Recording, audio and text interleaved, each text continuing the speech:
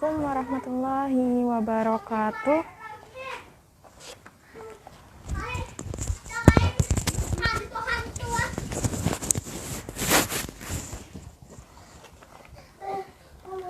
Jadi, Assalamualaikum warahmatullahi wabarakatuh. Sebelum kita mulai, di sini akan menjelaskan tentang acara event ini. Yaitu acara event ini dalam rangka Hari Raya Idul Adha, komunitas pejuang sastra santri sedang melaksanakan event Idul Adha yang berupa pertama bincang sejarah, yang kedua lomba poster dan caption, yang terakhir akan ditutup dengan seminar nasional. Ketentuan dapat dilihat di Instagram Pejuang Sastra Santri. Jangan lupa pada ikutan ya. Event ini disponsori oleh komunitas Sang Juara. Bisa cek Instagramnya di komunitas Sang Juara Real. Yang kedua, penerbit Sinar Amala. Bisa cek di Instagram Sinar Pena Amala. Terus yang ketiga, komunitas Media Literasi Indonesia atau biasa dikenal dengan MLI. Bisa cek Instagramnya di Media Literasi Indonesia. Yang terakhir yaitu penerbit Rex Publishing. Bisa cek Instagramnya di Rex Publishing. Nah, itu adalah sponsor dari acara kita kali ini.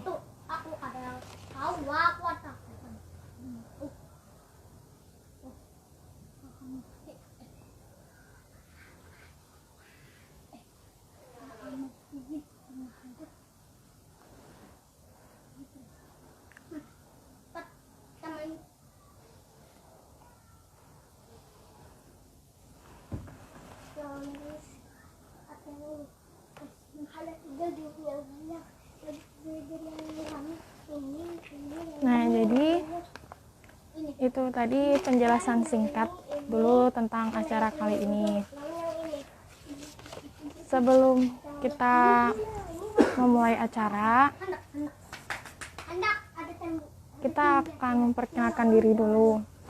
Itu saya akan ucapkan salam. Assalamualaikum warahmatullahi wabarakatuh. Bismillahirrahmanirrahim. Alhamdulillahirabbil alamin. Wassalatu wassalamu ala asyrofil anbiya'i wal mursalin sayyidina wa maulana Muhammadin abduhu wa rasuluh, amma ba'du. Nah, jadi selamat sore bagi teman-teman semua. Saya di sini selaku moderator yang akan membantu jalan acara pada hari sore ini.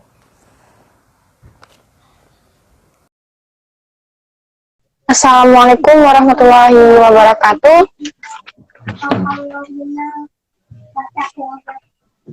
Selamat sore, Ustaz. Iya, sore. Jadi saya memperkenalkan diri dulu. Nama saya Nurida Hopia, selaku moderator yang akan membantu jalannya acara pada sore hari ini.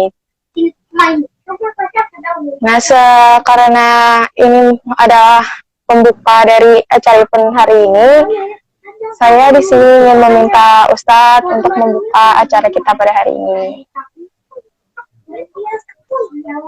Iya.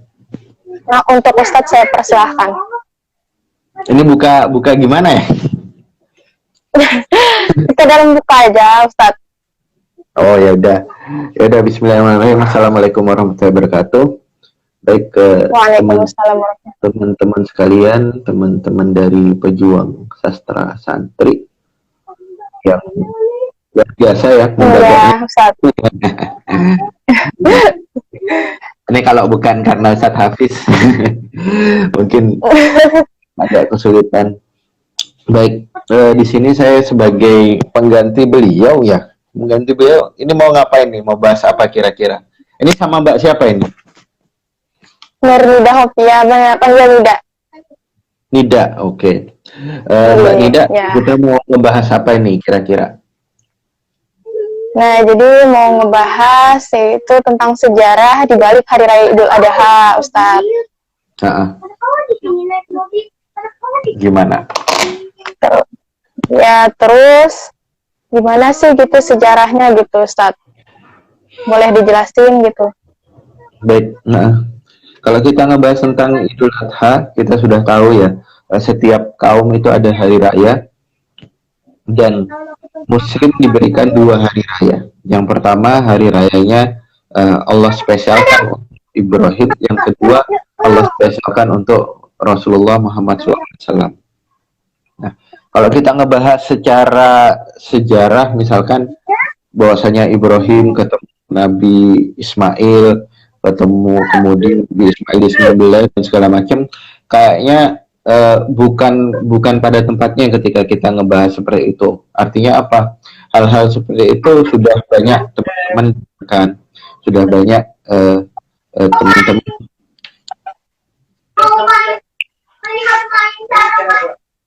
sudah banyak dibahas sama teman-teman sekalian, dan setiap khotib biasanya ngebahasnya itu nanti ketika Idul Adha.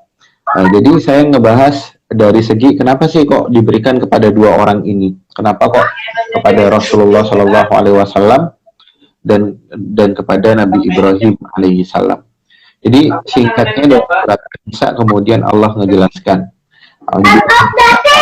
Bismillahirrahmanirrahim. Wa man ahsanu qawlan mimman da'a ila Allah wa amila sholihan. Dan kemudian, dan siapakah yang lebih baik? Wa man ahsanu dinan mimman da'a ila Allah. Dalam surat An-Nisa ayat keempat itu Allah bilang gini, wa man ahsanu dinan mimman aslama wajhahu lillahi fahuwa muhsin wattaba millata Ibrahim wattaqallahu Ibrahim khalila. Jadi Allah bilang gini, dan siapakah yang kemudian namanya lebih baik? Orang yang kemudian mengikhlaskan diri kepada Allah, orang yang kemudian dia mengerjakan kebaikan, mengikuti ajaran Ibrahim, beragama Ibrahim yang lurus, khalilah, dan Allah mengatasnamakan Ibrahim atas wa takhadallahu Ibrahim khalilah, mengambil Ibrahim sebagai khalilnya. Sorry Mbak Ida, itu kayaknya begitu. Itu ada yang bisa lebih enak. Oh iya, bentar Ustaz. Ya. Sudah Ustaz. Sudah. Maaf Ustaz. Ya.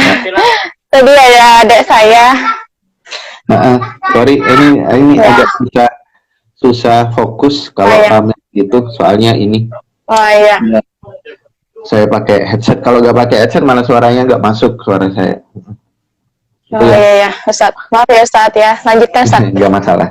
Jadi Allah itu ngambil, Allah itu kan menurunkan fase-fase. Watilka ayyam nudawiluha bainan nas. Watilka ayyam nudawiluha bainan nas. Bahwasanya zaman babak demi babak Allah itu pergilirkan, Allah itu putarkan. Dan babak yang pertama adalah takunun nubuwah, yakni zaman kenabian. Dan Allah mengutus, kalau menurut Ibnu Katsir ada 124.000 nabi yang diutus di situ. Dari nabi itu kemudian dipilih lagi menjadi 313 rasul. 313 rasul itu ada 25 yang wajib kita ketahui, nabi dan rasul. Dari itu semua Allah ambil 5 dari rasul itu, Allah ambil 5 sebagai ulul azmi, yakni ada Nabi Nuh, ada Nabi Ibrahim, Musa, Isa, dan Muhammad Sallallahu Alaihi Wasallam. 5 itu ulul azmi. Di antara 5 itu Allah ambil lagi menjadi 2, menjadi yang paling spesial, yakni Khalilullah, kekasihnya Allah Subhanahu wa Ta'ala. Nah, ini gelar tertinggi terhadap makhluk, gelar yang tidak diperoleh lewat prestasi-prestasi akademik, tidak pula lewat tempuhan-tempuhan pendidikan, tidak pula lewat lobby-lobby politik, tidak pula tahta yang diperebutkan oleh manusia lewat pemungutan suara. Bukan. Khalilullah itu gelar tertinggi bagi manusia, walaupun di antara 2 itu nanti Allah ambil lagi menjadi 1 sebagai tidak sekedar sebagai Khalilullah, tidak sekedar sebagai kekasih, tapi kekasih yang paling disayangi sama Allah, yakni Muhammad Sallallahu Alaihi Wasallam. Nah, ngomongin tentang 2 orang ini, dua orang yang Allah spesialkan mereka berdua itu dan diberikan hadiah berupa hari raya yang ditetapkan sebagai syariat untuk umat muslim. Nah, dua orang ini senantiasa kita sebut setiap kita melaksanakan sholat. Senantiasa disebut ketika kita melaksanakan satu kewajiban, yang kewajiban itu menjadi pembeda antara muslim dengan kafir. Orang yang nggak sholat, dia kafir. Orang yang sholat kemudian muslim. Walaupun pembahasannya nanti bisa luas, ada orang yang percaya sholat itu wajib tapi sengaja nggak sholat, itu pembahasannya beda, tidak langsung kemudian dihukumin kafir. Tapi ini sebagai pembeda. Sholat itu pembeda antara muslim dan kafir. Dan di setiap sholat kita, kita menyebut setidaknya setiap rakaat 2 kali masing-masing. Wa ala ali sayyidina Ibrahim, kemudian kita menyebut Ibrahim dan keluarganya. Wa ala ali sayyidina Muhammad, kalau ada yang pakai sayyidina, ada yang nggak pakai sayyidina, bebas gitu ya, itu pilihan masing-masing.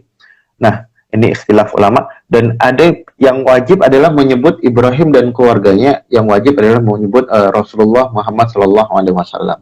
Ini dua orang ini, artinya dua orang ini istimewa. Dua orang ini memiliki khalil, memiliki menjadi tingkatan kesayangannya Allah Subhanahu wa taala. Maka pernah ditanya Ibrahim oleh salah satu orang, wahai Nabi Allah, dan kisah ini kemudian diabadikan dalam kitab karya ulama Nusantara Imam Nawawi Al-Bantani, wahai Nabi Allah, kenapa engkau mendapatkan Khalilullah? Kalau Rasulullah Muhammad kan wajar ya, beliau adalah orang yang sudah ditegaskan sejak awal, bahkan sejak zaman ruh, dia menjadi orang yang paling dibanggakan sama Allah, orang yang sudah dipersiapkan untuk menutup zaman jahiliyah, dan kemudian memegang mukjizat yang paling abadi, mukjizat yang paling panjang. Kalau Ibrahim ini ditanya, kenapa engkau kemudian mendapatkan gelar Khalilullah, wahai Nabi Allah? Nah, Imam Nawawi Al-Bantani dalam kitabnya namanya Nasihatul Ibad, nasihat bagi orang-orang yang beribadah, ibad. Nah, beliau ketika ditanya, kenapa kamu mendapatkan Khalil, kenapa kamu menjadi kekasihnya Allah, dia mengatakan, Nabi Ibrahim pertama, aku senantiasa melaksanakan apa yang diperintahkan oleh Allah, bersegera melaksanakan apa yang diperintahkan oleh Allah, dia bersegera, cepat. Yang kedua, dia tidak pernah ragu terhadap apa yang dijaminkan oleh Allah kepadaku. Aku tidak pernah ragu terhadap apa yang dijaminkan oleh Allah kepadaku. Yang ketiga, aku tidak pernah makan kecuali secara berjamaah. Ini karakteristiknya Ibrahim. Aku tidak pernah makan secara berjamaah. Oke, kita bahas dulu. Yang pertama, senantiasa melaksanakan perintah daripada Allah. Inilah cara berpikir yang khas bagi orang-orang yang beriman, orang-orang muslim. Yakni apa? Mendahulukan wahyu daripada fakta, mendahulukan wahyu di atas logika, mendahulukan wahyu di hadapan fakta empirik, di hadapan pengalaman, di hadapan informasi-informasi yang beredar di tengah-tengah. Senantiasa mendahulukan Allah Subhanahu wa taala. Maka Ibrahim senantiasa bersegera untuk melaksanakan apa yang diperintahkan oleh Allah Subhanahu wa taala. Ini karakteristik khas berpikirnya seorang hamba. Kalau mau jadi hamba yang dicintai sama Allah, dikasihi sama Allah, ini syarat minimal harus dimiliki. Yang seperti ini, mendahulukan wahyu di atas segala-galanya, mendahulukan Allah di atas semuanya. Jadi kalau menurut Syekh Taqiyuddin An-Nabhani itu berpikir itu, konsep berpikir yang khas itu ada tahapannya. Yang pertama, yang paling dangkal, manusia itu berpikir secara sakti atau berpikir secara dangkal. Jadi berpikir manusia itu secara dangkal, apa kemampuan yang paling dasar dimiliki oleh manusia. Ini bagus, ini jelek, perbuatan mencuri itu tercela, perbuatan menolong itu terpuji, ya. Ini fitrah manusia. Nggak sekolah pun orang akan tahu. Nggak usah kelas 1, kelas 2 SD, orang akan tahu ini baik dan buruk.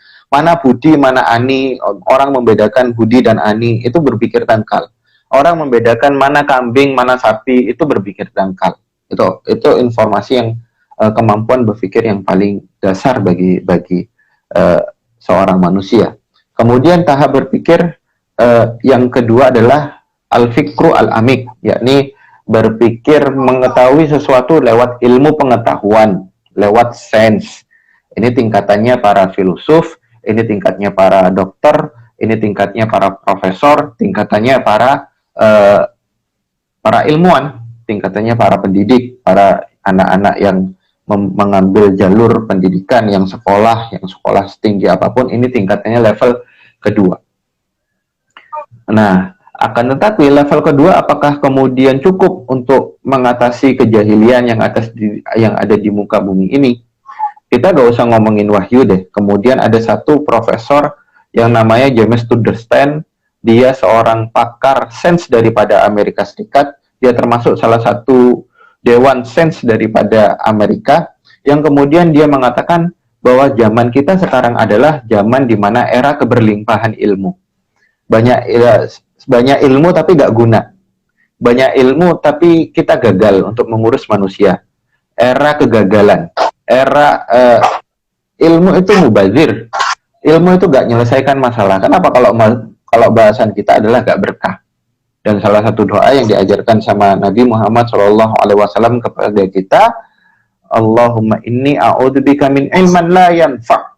Ya Allah, lindungilah kami dengan namamu, ya Allah, kami berlindung atas ilmu yang tidak bermanfaat. Min ilman la yanfa'. Nah, artinya apa? Ilmu yang ada di zaman sekarang, zaman modern itu tidak berkah. Contohnya dari mana? Contohnya banyak pakar ilmu ekonomi, sarjana ekonomi ribuan, bahkan puluhan ribu, bahkan ratusan ribu tiap semesternya di Indonesia itu lulus. Sekarang ribuan lah kalau di Indonesia. Kalau dunia, wah lebih lagi. Ini pakar ekonomi. Pakar ekonomi setiap hari keluar. Sarjana ekonomi setiap waktu dia diluluskan, tapi tidak kunjung tuh ekonomi itu terselamatkan. Hampir setiap fase ada krisis moneter. Hampir setiap hitungan skala sekian, kemudian ekonomi itu ambruk. Nilai tukar mata uang tiap hari naik. Yang kaya makin kaya, yang miskin makin miskin. Seolah-olah gak ada gunanya pakar-pakar itu. Kita ngomongin tentang alam. Setiap waktu, setiap semester ada yang diluluskan tuh seorang para pakar ahli alam, orang-orang yang lulusan dari bidang IPA misalkan. Tapi yang namanya global warming nggak berhenti tuh sampai sekarang. Efek rumah kaca nggak berhenti tuh. Masih lebih pintar corona daripada para ahli itu. Corona bisa menurunkan polusi, sedangkan para ahli itu tidak gitu loh. Semakin banyak ahli sosial, tapi kemudian kriminal semakin meningkat kok. Semakin banyak pakar hukum, tapi kok hukum tetap aja begitu, tidak ada keadilan. Semakin banyak pakar politik, tapi kemudian kita tidak semakin pula manusia itu merasa tidak sejahtera hidupnya. Artinya apa? Ini zaman keberlimpahan ilmu. Yang ilmu itu seperti kata Profesor James, ilmu itu tidak ada gunanya. Ilmu itu kebanyakan adalah ya cuma omong kosong gitu loh. Kenapa? Karena ini tidak cukup ketika kita mementingkan sampai level kedua. Kalau kita ngomongin level kedua, kita tidak memahami sampai tahap benar salah. Kita tidak akan memahami mana yang seharusnya kita pilih dan mana yang tidak.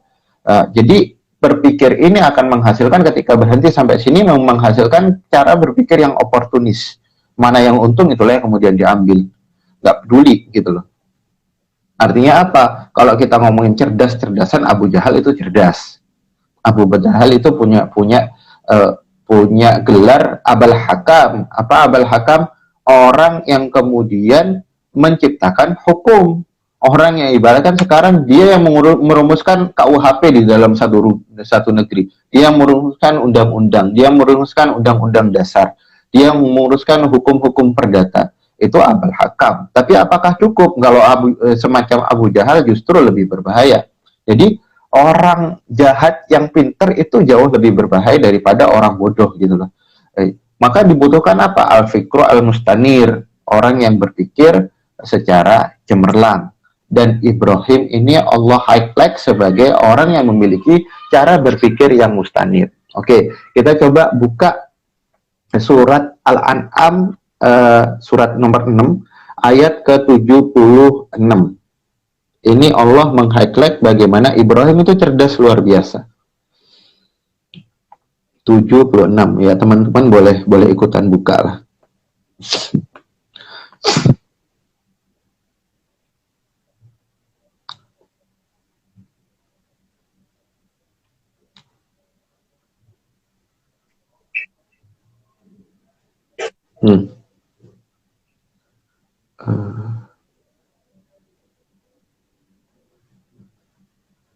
Oke, ini ayatnya bercerita falamma janna alaihil lailu ra'a kaukaba, dan ketika malam telah gelap Ibrahim kemudian melihat satu bintang, qala hada rabbi. Ini pencarian Tuhan, pencarian Tuhannya seorang Ibrahim. Ini Rabbku. Falamma afala qala la uhibbul afilin. Tetapi ketika bintang itu tenggelam, kemudian Ibrahim mengatakan saya tidak suka yang tenggelam. Ini bukan Rob. Rob itu tidak lemah seperti ini. Kemudian falamma Ibrahim cari lagi, kemudian Ibrahim menemukan yang lebih gede lagi. Falamma ra'al qamara bazigan qala hada rabbi. Dia ngelihat bulan. Oh, ini Rabbi, ini Robku ini. Dia lebih besar daripada bintang. Falamma afala qala la illam yahdini rabbi la akunanna minal qaumid dhalin. Tetapi kalau bulan itu terbenam sungguhnya ini bukan Tuhan, maka Tuhanku itu yang memberi petunjuk kepadaku. Falamma ra'asyamsa baziqatan qala hada rabbi. Dia kemudian melihat ketika tenggelam bulan itu, dia melihat matahari, mengatakan kemudian in hada rabbi. Hada rabbi hada akbar. Ini Robku, dia lebih besar daripada sebelumnya.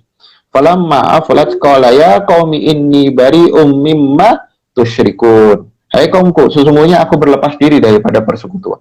Ibrahim ingin menunjukkan cara berpikir terhadap manusia. Jadi para ulama berbeda pendapat bahwasanya Ibrahim dulu itu dari musyrik menjadi beriman dari proses berpikiran ini. Itu ulama yang pertama. Ulama yang kedua seperti Imam Al-Qurtubi itu marah ketika dikatakan bahwasanya Ibrahim itu musyrik, ya. Sebab Ibrahim nggak pernah musyrik, tapi Ibrahim ini mendemonstrasikan cara berpikir di hadapan manusia. Kan Ibrahim Hanif wa ma kana minal musyrikin, dia tidak pernah sekali-kali musyrik. Itu kemudian kata Allah. Maka ketika ini dikatakan sebagai musyrik, ini menyalahi ayat Allah yang lain. Itu kemudian pemahamannya. Nah, maka kemudian Ibrahim mengatakan bulan juga bukan Robku. Kemudian Ibrahim mendemonstrasikan inni wajjahtu wajhiya lilladzi fataras samawati wal arhani fam musliman wa ma ana minal musyrikin. Nah ini, wa ma ana minal musyrikin. Aku enggak pernah mempersekutukan Tuhan. Tapi Ibrahim hanya mendemonstrasikan cara berpikir yang mustanir. Bahwasanya Allah bukan kemudian bintang, Allah bukan kemudian bulan, Allah bukan kemudian matahari. Artinya Allah adalah yang menciptakan, maka aku akan beriman terhadap zat yang menciptakan bintang, menciptakan bulan, dan menciptakan matahari. Inni wajjahtu wajhiya lilladzi fataras samawati wal ard, dan aku akan menghadapkan diriku sepenuhnya terhadap yang menciptakan langit dan menciptakan bumi, termasuk kemudian apa-apa yang ada hiasan-hiasan di langit. Ini berpikir mustanir, cara berpikir khasnya seorang muslim. Bahwasanya menyadari bahwasanya ada sesuatu yang tidak kita mampu kuasai. Kita butuh pertolongan Sang Pencipta. Ada sesuatu yang di luar kemampuan kita. Maka kemampuan yang mustanil seperti inilah yang dibutuhkan untuk mengubah dunia menjadi lebih baik. Agent of change. Kemudian yakni cara berpikir sebaik-baiknya manusia. Kan kita adalah khair ummah, kuntum khairu ummah ukhrijat lin-nasi ta'muruna bil ma'ruf wa tanhauna 'anil munkar wa tu'minuna billah. Allahul ladzi yukhrijuhum minadh dhulumati ilan nur. Bahwasanya dengan cara berpikir inilah manusia bisa dikeluarkan dari zulumat kepada cahaya. Maka lihatlah apa yang dilakukan oleh Ibrahim. Tilka ayyamun nudawiluha bainan nas. Dan setiap pergiliran masa demi masa itu Allah pertontonkan di hadap kita supaya kita mengambil fi ibrah. Kan di setiap kisah itu ada fi ibrah li ulil albab, bagi setiap setiap orang yang berpikir. Maka lihatlah apa yang dilakukan oleh Ibrahim. Tirani Namrud, tirani ekonomi, sosial, politik, budaya, religi, seni, semuanya itu dikuasai oleh Namrud. Maka yang diutus oleh Allah Subhanahu wa taala seorang yang memiliki perpikiran seperti Ibrahim. Dan kita kemudian lihat fase berikutnya. Ketika ada krisis moneter yang luar biasa menimpa seluruh dunia. Allah tidak pernah mengeluarkan Adam Smith untuk menyelesaikan krisis moneter. Tapi Allah ketika krisis dunia secara global itu terjadi, Allah mengutus Yusuf, bukan Adam Smith. Artinya apa? Pintar aja gak cukup. Allah utus Yusuf untuk menyelesaikannya. Bagi teman-teman yang nggak tahu ceritanya, silahkan baca ulang surat Yusuf. Juga ada filmnya tentang Nabi Yusuf, 30 episode kalau nggak salah.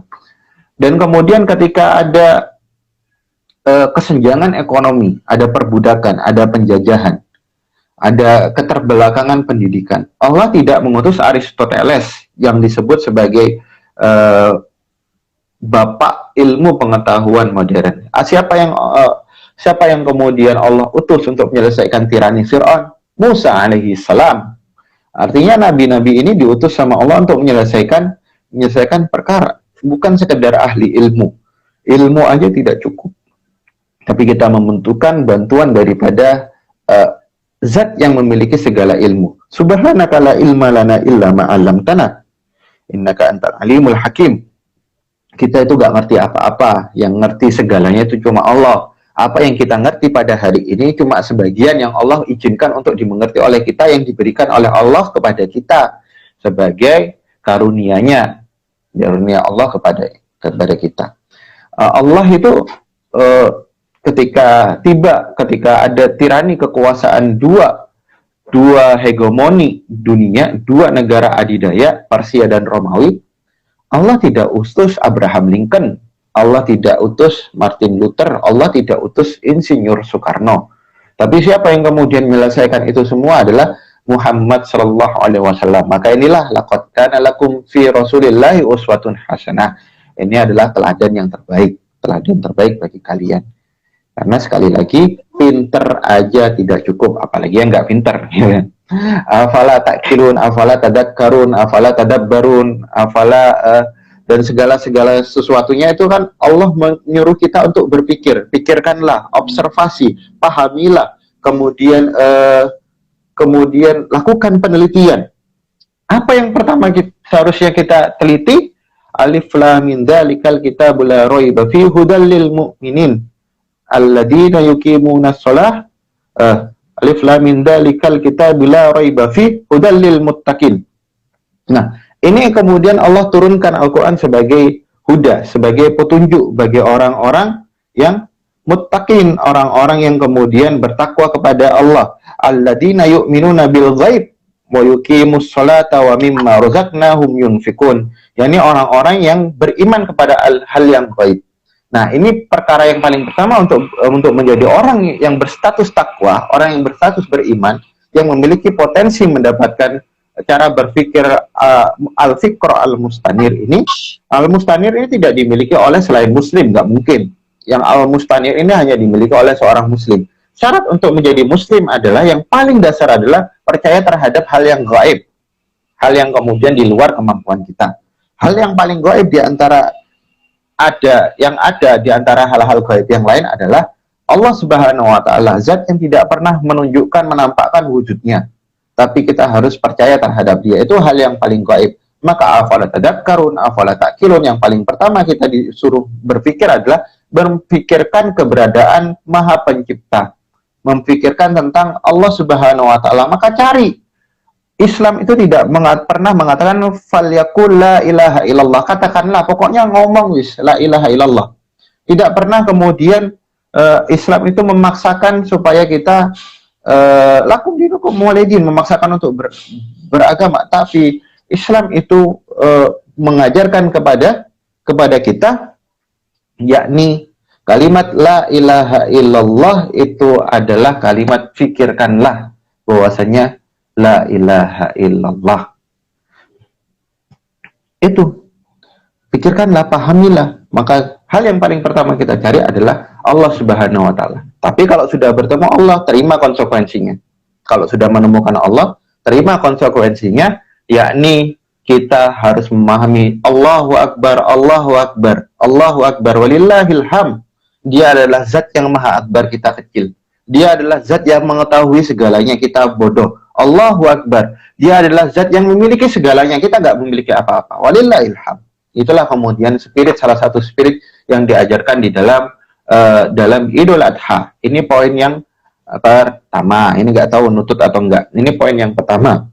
Bahwasanya bersegera melaksanakan apa yang diperintahkan oleh Allah. Termasuk Ibrahim ketika memastikan ini perintahnya menyembelih anak ini dari Allah atau enggak.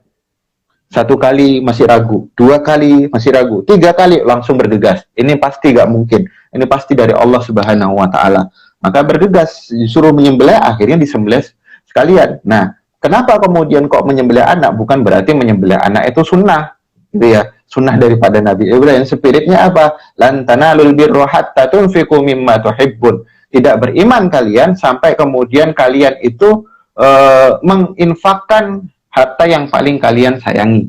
Ibrahim, harta yang paling disayangi sama Ibrahim itu adalah anak. 86 tahun menunggu gak pernah punya anak. Nah, itu ya. Setelah Ibrahim bertemu dengan Allah, ini konsep cara berpikirnya Ibrahim sudah menemukan Allah, maka Ibrahim salah satu yang paling rekat dengan keimanan kita adalah sholat.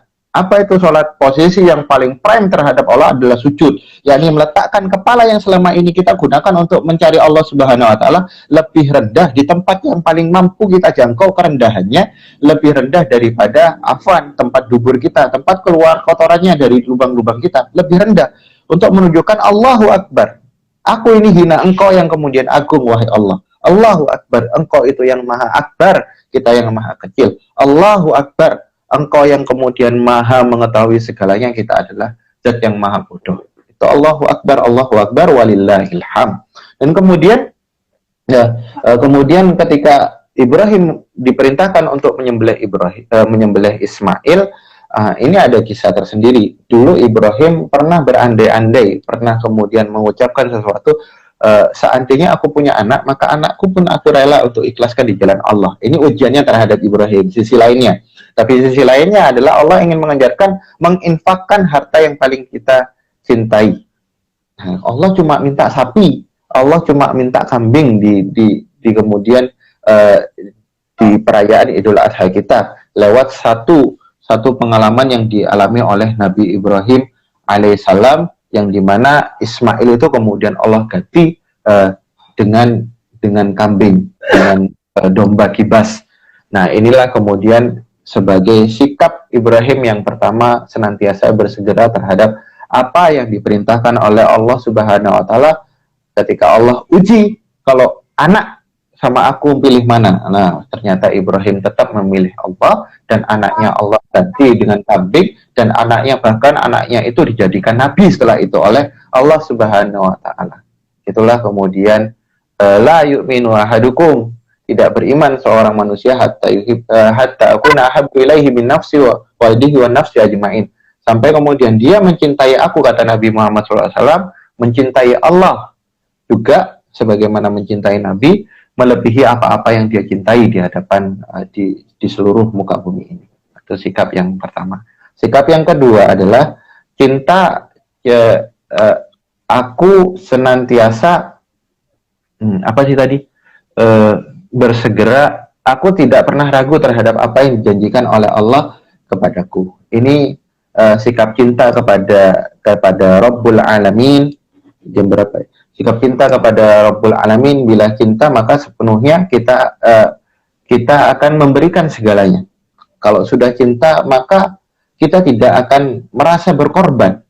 Cinta sama Allah. Kalau kita masih hitung-hitungan berkorban, misalkan, padahal kita mampu beli rokok tiap hari, kita bisa, misalkan beli ngumpulin poster K-pop tiap waktu, kita bisa buat, kalau dihitung-hitung itu bisa dapat kambing, kalau dikumpulkan 1 tahun bisa dapat kambing. Nah, ini bagaimana cintanya Ibrahim terhadap Allah. Allah abadikan juga dalam surat surat Syu'ara, surat penyair. Bahasa Indonesia surat penyair. Nomor ayatnya 78 sampai kemudian 82. Jadi bagaimana Ibrahim itu nggak pernah ragu sama Allah. Itulah sikap yang berkorban, sikap mencintai, sikap kemesraan. Kalau sudah cinta, maka kita gak akan hitung-hitungan. Karena cinta itu sejatinya adalah kerelaan untuk berkorban. Kalau kita sudah merasa berkorban terhadap yang kita cintai, berarti ini kalimatnya kalau nggak salah kalimatnya Sapari Djoko Damono kalau nggak salah, yang baru meninggal, sastrawan itu. Kalau kamu merasa berkorban terhadap apa yang engkau cintai, maka ketahuilah saat itu berarti cintamu sudah mulai pudar. Jadi cinta sejatinya adalah kerelaan untuk berkorban. Kalau kita ngerasa berkorban, kerelaan rela. Jadi gak hitung-hitungan. Kalau kita sudah pada satu titik kita memberikan sesuatu dan kita merasa telah berkorban untuk sesuatu itu, berkorban untuk orang yang kita akuin, kita bilangnya cinta sama dia, kok kita ngerasa berkorban? Maka kalau sudah punya perasaan berkorban ini, ketahuilah bahwasanya cintamu sudah mulai pudar. Ketahuilah kamu sudah sampai pada posisi cintamu terhadap dia itu sudah pudar. Tidak sejati kayak kemarin. Tidak seutuhnya seperti yang lalu. Maka di ayat ke-78 ini sorry bentar. Kita lihat dulu. Alladzi khalaqani fahuwa yahdin, yakni dialah Tuhan yang menciptakan aku, maka dialah yang memberikan petunjuk terhadapku. Waladhi huwa yut'imuni wa yaskin, dia Tuhan yang kemudian memberikan makan dan minum kepadaku. Wa idza maridtu fahuwa yashfin, dan apabila aku sakit maka dia yang menyembuhkan aku. Lah, dalam keyakinan seperti itu pun ada adab. Dan Allah yang pertama Ibrahim, dan dia Tuhanku, dia yang memberikan makan dan memberikan minum kepadaku, dia yang menciptakan aku, dan dialah yang kemudian menunjukin aku, memintai pertanggungjawab terhadapku. Tapi ketika berbicara tentang sakit, Ibrahim tidak menisbatkan kepada Allah. Ketika ngomong sakit, dialah yang memberikan penyakit terhadapku dan dia pula yang menyembuhkan. Enggak. Dan Ibrahim mengatakan apabila aku sakit, dia yang menyembuhkan. Ini ada adab. Ada adab kecintaan kepada Allah Subhanahu wa taala. Dan hebatnya Allah Subhanahu wa taala, ketika orang itu mendekati Allah secara merangkak, maka Allah akan mendekati dia dengan berjalan. Ketika dia mendekati Allah secara berjalan, maka Allah akan mendekati dia berlari. Ketika dia mendekati Allah dengan berlari, maka Allah akan mendekati dia dengan terbang. Ketika orang itu mendekati Allah dengan terbang, maka Allah akan melaju secepat kilat mendekati dia. Dia mendekati satu jengkal, Allah mendekatkan satu hasta. Dia mendekat satu hasta, Allah mendekat satu langkah. Dan begitu pula cintanya Allah senantiasa Allah balas dengan cinta yang berlebih dari Allah Subhanahu wa taala, sebab dia Ar-Rahman Lir-Rahim, Zat yang Maha Pengasih lagi Maha Pemurah. Hal yang ketiga adalah, ini kita cepatkan aja, aku tidak pernah makan kecuali secara berjamaah. Nah, ini kemudian poin yang paling penting dalam Idul Adha. Bahwasanya Rasulullah Shallallahu Alaihi Wasallam pernah. Ustaz, azan. Udah azan ya? Oh, mau? Ya, di sini udah azan. Mau ditutup aja? Sebentar dulu ya. Oh. Bentar, Ustaz. Ya.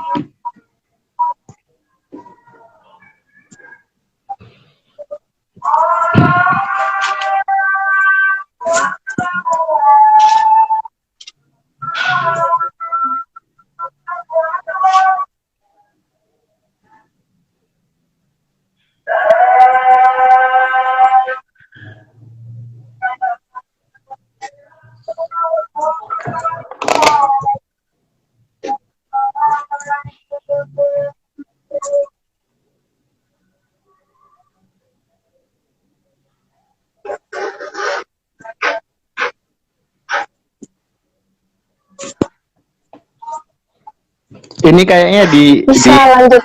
Bisa lanjut. Oke. Kenapa Ustaz? Kenapa Ustaz? Terakhir ya, yang ketiga ya, saya langsung aja bahwasanya di sini ada konsep untuk makan secara berjamaah, untuk kemudian menyantap sesuatu secara bareng-bareng. Bahwasanya Rasul pernah ditanya, ta'amul itsnain kafil salas, ta'amun salas kafil arba'ah. Bahwasanya makanan dua porsi kalau dimakan bertiga itu bisa cukup untuk bertiga.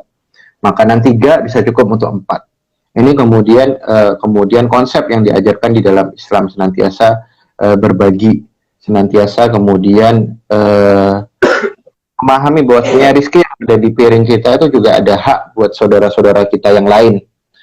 Dan Ibrahim itu adalah orang yang kalau dia memegang makanan seumur hidupnya, dia tidak pernah makan makanan sendiri. Dia rela untuk berjalan berkilo-kilometer untuk mencari orang dan diajak makan bersama dengan dia. Itulah kemudian mentalnya Nabi Ibrahim alaihissalam.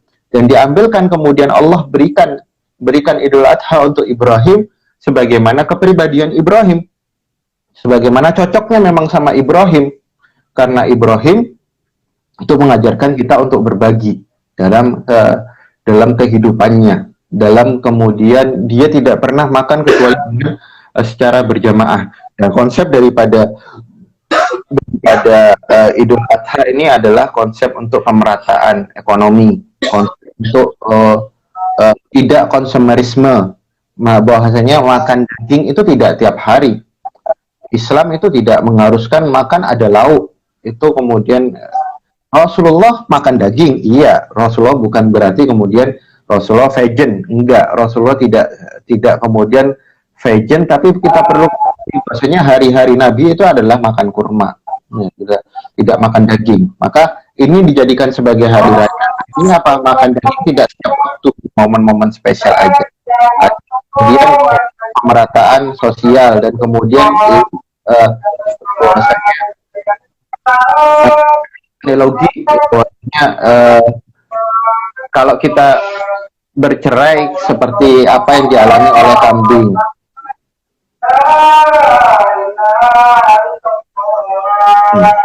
Itu yakin itu komat gak makan dulu, gak buka puasa dulu, kok langsung kemudian iqomah gitu. Jadi inilah konsep persatuan yang diajarkan bahwasanya kalau kita makan sesuatu, bahwasanya muslim itu kan ibaratkan satu buntu, kama salil jasad, kama salil satu tubuh. Kalau kita makan makanan masuk nutrisi, apakah nutrisinya cuma masuk ke dalam satu organ saja? Apakah kemudian nutrisinya hanya beredar di kepala bagian atas saja? Enggak. Nutrisinya beredar kepada seluruh. Artinya setiap satu piring itu ada hak-hak bagi kaum muslimin yang harus kita bagi. Ada melupakan tetangga. Kalau masak sup, banyakin kuahnya, bagi ke tetangga. Itu yang kemudian diajarkan oleh Rasulullah SAW, yang Rasulullah itu mendapatkan pengajarannya, nilai-nilainya dari Nabi Ibrahim alaihissalam. Kalau kita tidak peduli, maka lihatlah ketika kurban itu kan disunahkan untuk melihat rame-rame. Maka lihatlah itu kambing. Ketika orang hanya sibuk memikirkan individualisme, kambing diambil, dia tahu, temannya tahu bahwasanya temannya itu akan disembelih, tapi nggak melakukan apa-apa. Yang makan tetap makan, yang tidur tetap tidur. Artinya apa? Binasa. Itulah konsepnya yang diajarkan. Analogi ya, ketika kita bersatu, maka Islam akan kuat. Kalau kita individualisme, maka kita akan tercerai-berai, akan binasa. Yang kaya binasa dengan kebanyakan makan, penyakitnya banyak. Yang miskin binasa, tidak ada yang bantu, kelaparan dan segala macam, tetap binasa. Dan ketika berbagi, maka kesejahteraan itu akan terwujud. Intinya, hal yang seperti ini tidak mungkin terpikirkan oleh orang-orang yang cerdas sekalipun. Tanpa bantuan wahyu, maka hal-hal yang seperti ini kita bisa pahami ketika kita memiliki wahyu dan kesenjangan ekonomi di kita. Kalau kita menyelesaikan hanya memakai pakar-pakar ekonomi saja tanpa menghadirkan wahyu di situ, maka tidak akan pernah selesai. Maka ibrah daripada Idul Adha itu banyak dalam dan luar biasa kita mau memahaminya. Mungkin karena keterbatasan waktu, sekian saja dari saya. Terima kasih sudah teman-teman mau nyimak. Subhanakallahumma wa bihamdika asyhadu an la ilaha illa anta wa astaghfiruka wa atubu ilaik. Assalamualaikum warahmatullahi wabarakatuh. Waalaikumsalam warahmatullahi wabarakatuh. Baik, alhamdulillah, terima kasih banyak atas pemaparan ilmu dari Ustadz. Terima kasih sudah meluangkan waktunya, Ustadz. Saya selaku perwakilan dari KPSS mengucapkan terima kasih banyak, mengucapkan selamat Hari Raya Idul Adha, Ustadz. Iya, sama-sama buat teman-teman sekalian juga. Besok ya, jangan lupa, jangan tidur pagi, sholat dulu. Oke ya, pamit dulu ya. Assalamualaikum warahmatullahi wabarakatuh. Waalaikumsalam warahmatullahi wabarakatuh. Assalamualaikum warahmatullahi wabarakatuh. Allahu Akbar, Allahu Akbar, Allahu Akbar. La ilaha illallah, Allahu Akbar, Allahu Akbar, walillahilham. Alhamdulillah, oleh karena Allah kita masih dapat menghirup dan mengempaskan nafas di hari raya kurban ini. Awali hari kurbanmu dengan penuh senyuman serta kebahagiaan, seperti mereka yang sangat bahagia menerima pemberian darimu. Bukan kambing atau sapi yang menjadi esensi dari kurban, akan tetapi tawaduk serta keikhlasan. Itulah arti kurban yang sesungguhnya. Kami, segenap keluarga komunitas pejuang sastra santri, mengucapkan Selamat Hari Raya Idul Adha 1441 Hijriah. Terima kasih.